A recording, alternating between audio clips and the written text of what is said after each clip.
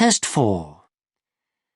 You will hear a number of different recordings and you will have to answer questions on what you hear. There will be time for you to read the instructions and questions, and you will have a chance to check your work. All the recordings will be played once only. The test is in 4 sections. At the end of the test, you will be given 10 minutes to transfer your answers to an answer sheet. Now turn to Section 1. Section 1. You will hear a customer phoning a builder to discuss some work she would like him to do on her home. First, you have some time to look at questions 1 to 6.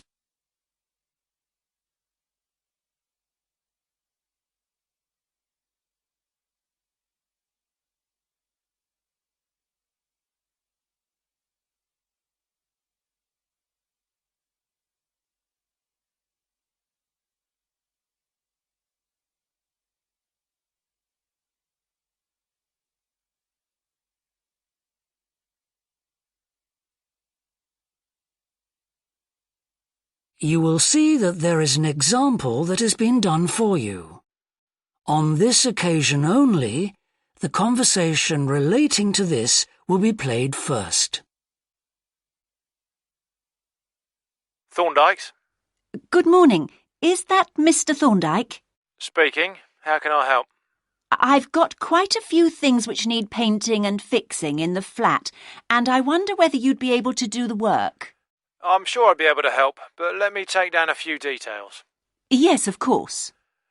Well, firstly, how did you hear about us? It was my friend May Hampton. The customer heard of the builder from her friend, so friend has been written in the space. Now we shall begin. You should answer the questions as you listen, because you will not hear the recording a second time. Listen carefully and answer questions 1 to 6. Thorndike's?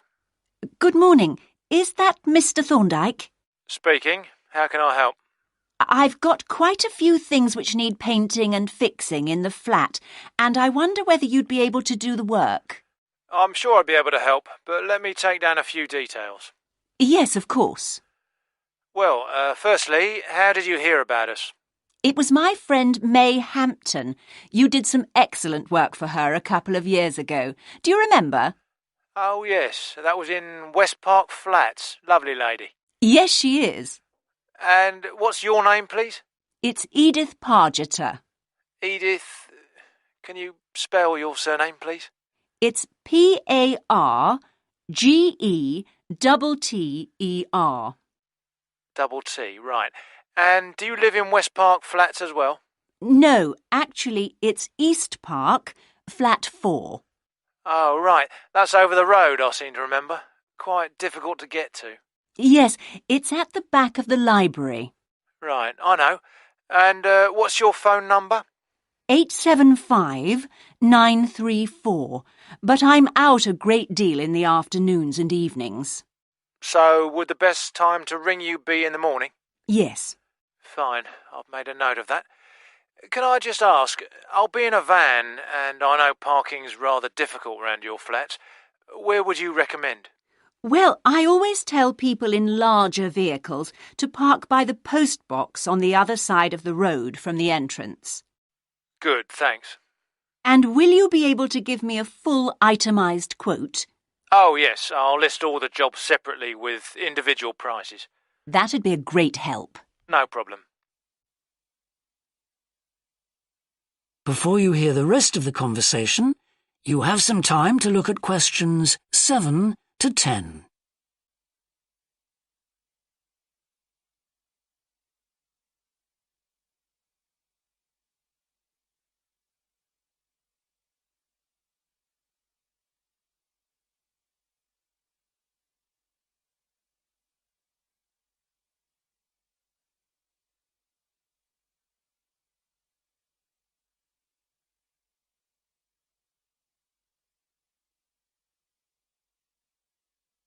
Now listen and answer questions 7 to 10.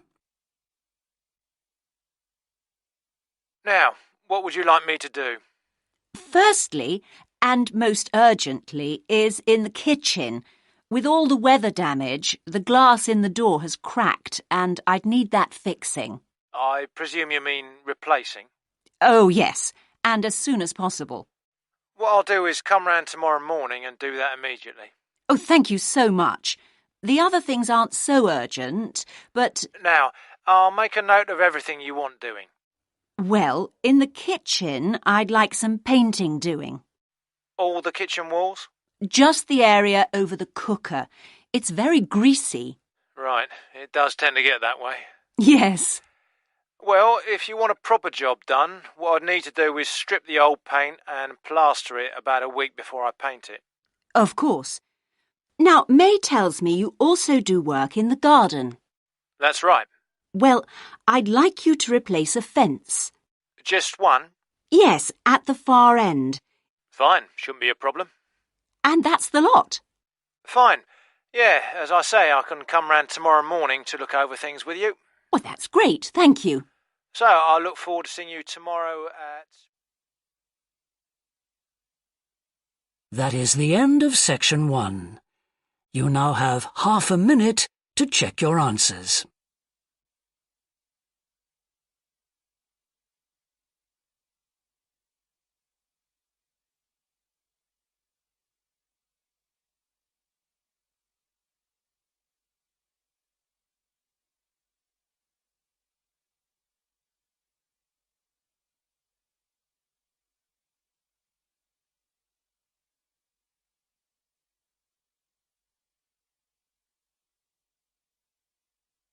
Now turn to section 2.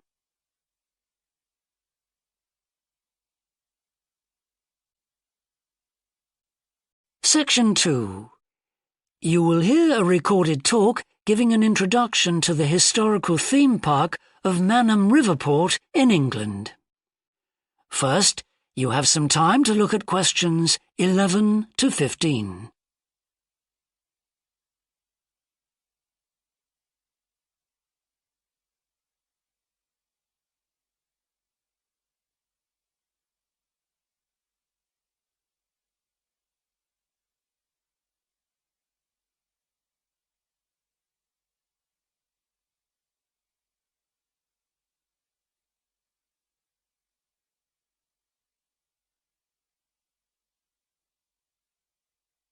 Now listen carefully and answer questions 11 to 15. Welcome to Manham Port, where 1,000 years of history are brought to life. All the family can enjoy a day out at Manham, visit our copper mine, see models of the machinery it used, have your photo taken in 19th century costume, experience at first hand how people lived at different stages throughout history, and especially how children studied, worked and played. The port of Manham is located in beautiful and peaceful countryside, on a bend in the great River Avon, and developed here because it's the highest navigable point of the Avon. Boats can go no higher up this river, and proved a handy place to load and unload cargo to and from the sea, which is over 23 miles away. A small port was already established here when, about 900 years ago, tin was discovered nearby, though it wasn't until the Industrial Revolution, when a tremendous need for metals of all kinds developed, that Manham expanded to become one of the busiest ports in the country. And because it was already so busy, prospectors began to look for other minerals, and by the end of the 19th century, lead, copper, manganese and arsenic were added to the cargoes leaving Manham. In the early days, the ores had been smelted or processed in the same area they were mined. But as demand grew, the smelting process required huge factory furnaces or fires to melt the metal from the rock, and there was not enough coal in the local area, so the rocks containing minerals had to be shipped long distances. Sadly, in the 20th century, the great port of Manham declined, and thousands of workers were forced to emigrate out of the area. The building at the port fell into disrepair, and the place became almost forgotten. But then the Manham Trust was formed to conserve the historical resources of the area. It organised scores of local volunteers to remove undergrowth to find the original outlines of the installations. It then brought in paid professionals to match installations with maps of the original port complex and to set about reconstructing it. Today, you can see the results of this ambitious programme of restoration. The intention, and we believe this will be realised before the end of the year, is to return Manham Port to the condition it reached at its peak as the greatest copper port in the country. Before you hear the rest of the talk, you have some time to look at questions 16 to 20.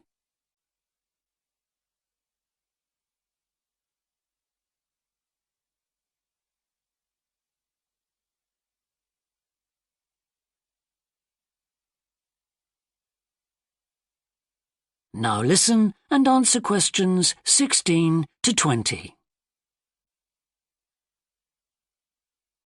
But what can you do and see on your visit today?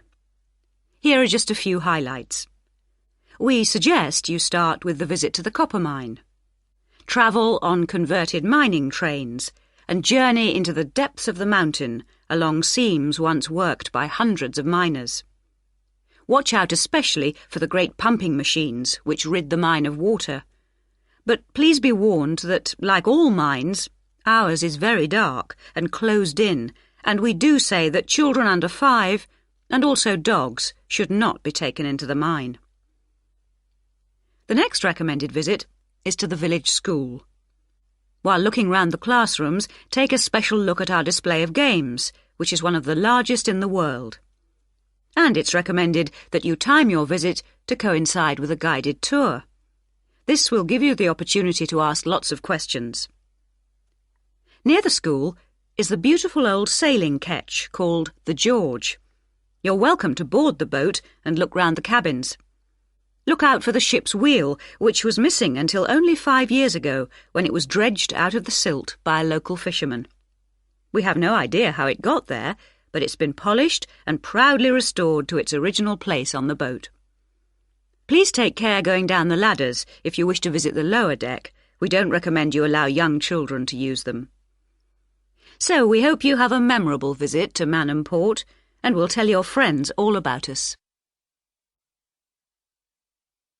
That is the end of section 2. You now have half a minute to check your answers.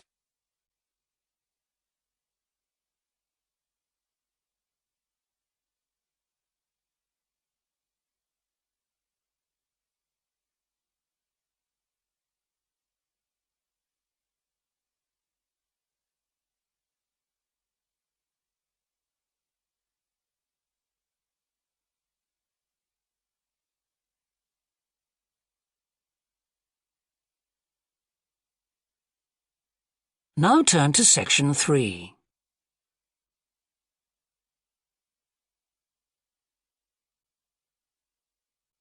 Section 3. You will hear 2 psychology students called Tim and Laura talking about Laura's work placement.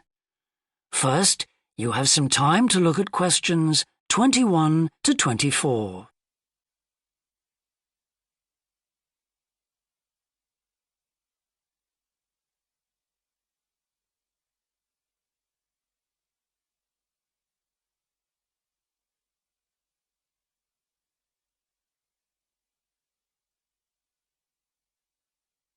Now listen carefully and answer questions 21 to 24.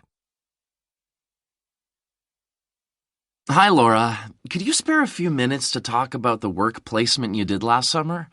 I'm thinking of doing one myself. Hi, Tim. Sure. Didn't you do yours at an environmental services company? That's right. It's only a very small company, and they needed someone to produce a company brochure. And I wanted to get some business experience because I'm interested in a career in occupational psychology in a business environment. It was good because I had overall responsibility for the project. What kind of skills do you think you developed on the placement? I mean, apart from the ones you already had. Did you have to do all the artwork for the brochure, the layout and everything? We hired the services of a professional photographer for that.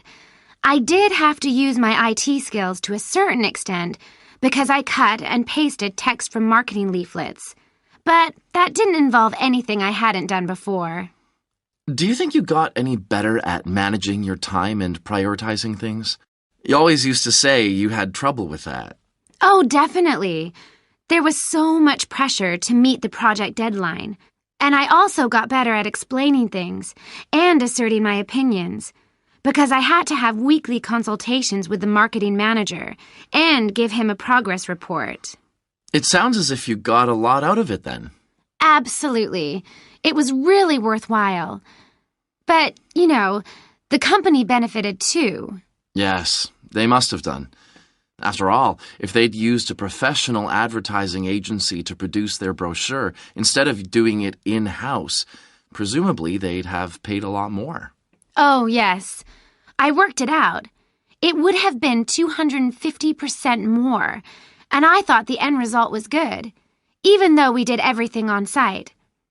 The company has quite a powerful computer, and I managed to borrow some scanning software from the university.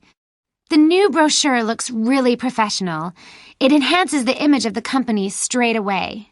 So, in the long run, it should help them to attract clients and improve their sales figures? That's the idea, yeah. Before you hear the rest of the discussion, you have some time to look at questions 25 to 30.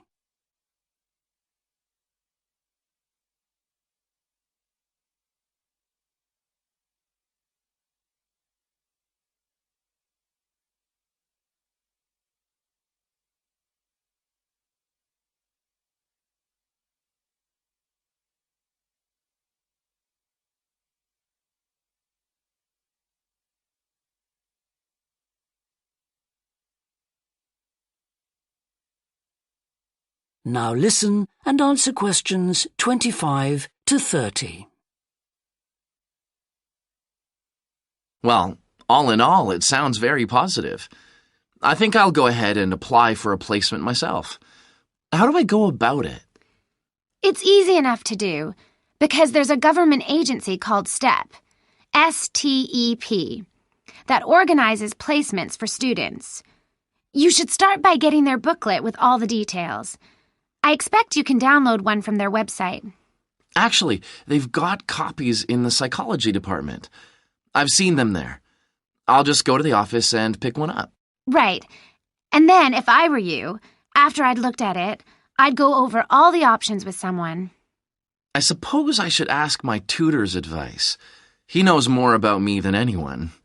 One of the career officers would be better.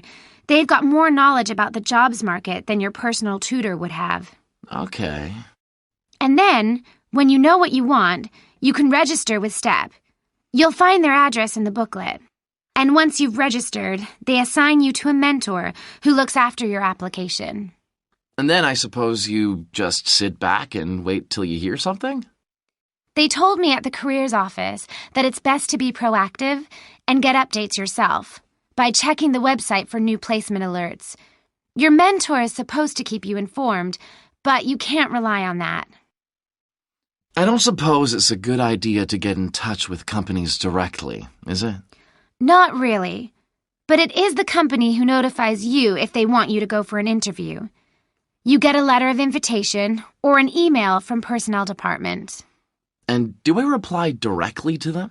Yes, you do. STEP only gets involved again once you've been made a job offer. Right. So once you've had an interview, you should let your mentor know what the outcome is? I mean, whether you're offered a job and whether you've decided to accept it?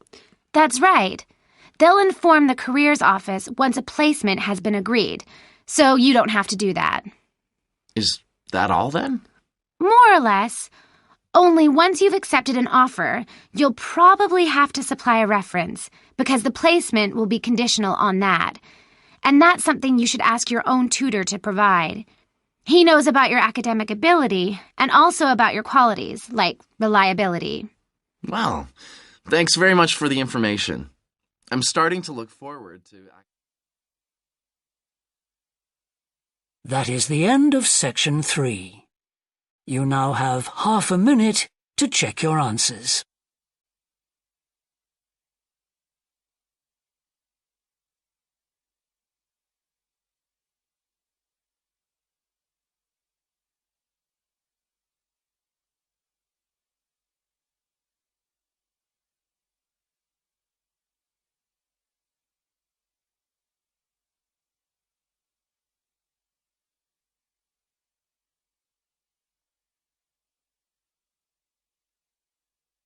Now turn to section 4.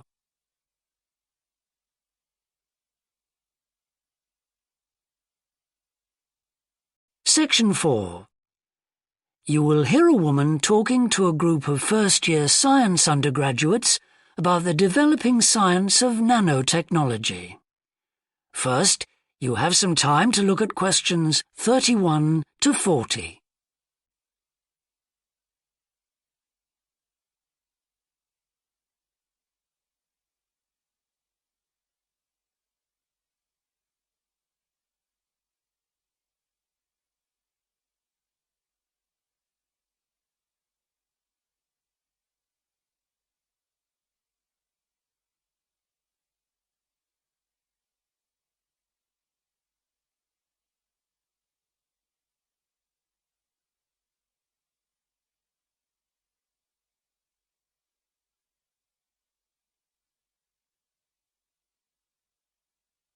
Now listen carefully and answer questions 31 to 40. Today we're going to look at an important area of science, namely nanotechnology. So, what is it? Nano means tiny, so it's science and engineering on the scale of atoms and molecules. The idea is that by controlling and rearranging atoms, you can literally create anything. However, as we'll see, the science of the small has some big implications, affecting us in many ways. There's no doubt that nanotechnology promises so much for civilization. However, all new technologies have their teething problems. And with nanotechnology, society often gets the wrong idea about its capabilities. Numerous science fiction books and movies have raised people's fears about nanotechnology, with scenarios such as inserting little nanorobots into your body that monitor everything you do without you realizing it, or self-replicating nanorobots that eventually take over the world. So, how do we safeguard such a potentially powerful technology? Some scientists recommend that nanoparticles be treated as new chemicals, with separate safety tests and clear labelling.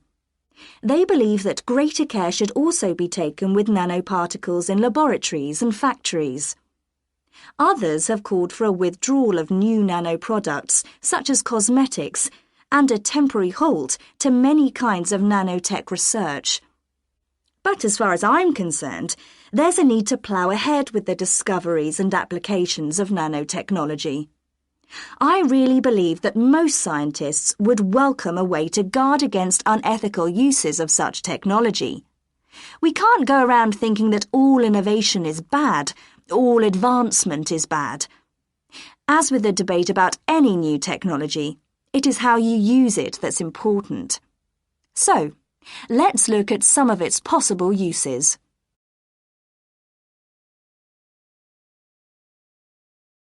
Thanks to nanotechnology, there could be a major breakthrough in the field of transportation, with the production of more durable metals.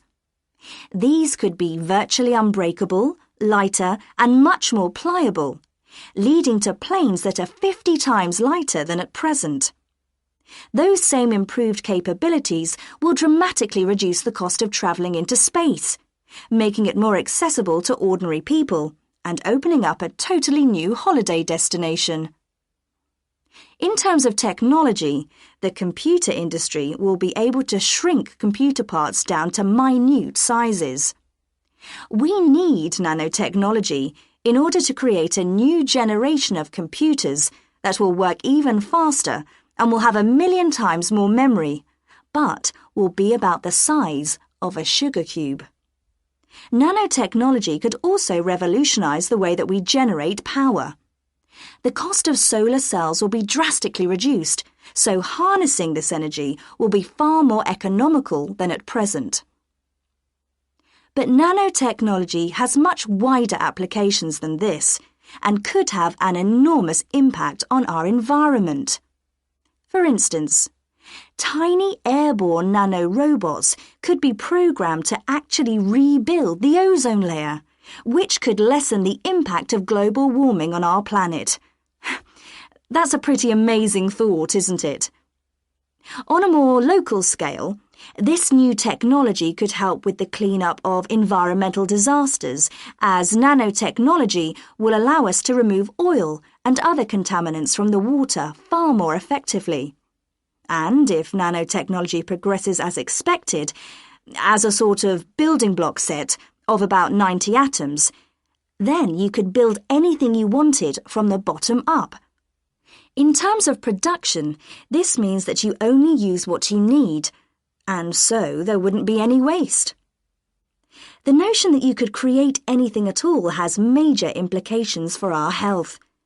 It means that we'll eventually be able to replicate anything. This would have a phenomenal effect on our society. In time, it could even lead to the eradication of famine through the introduction of machines that produce food to feed the hungry. But it's in the area of medicine that nanotechnology may have its biggest impact. How we detect disease will change as tiny biosensors are developed to analyze tests in minutes rather than days. There's even speculation nanorobots could be used to slow the aging process, lengthening life expectancy. As you can see, I'm very excited by the implications that could be available to us in the next few decades. Just how long it'll take, I honestly don't know. That is the end of section 4. You now have half a minute to check your answers.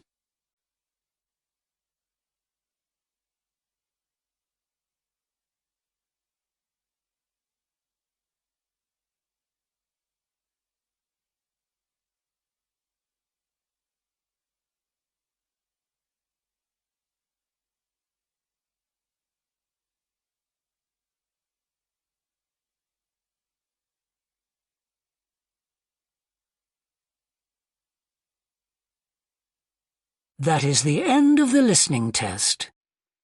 In the Ielts test, you would now have 10 minutes to transfer your answers to the answer sheet.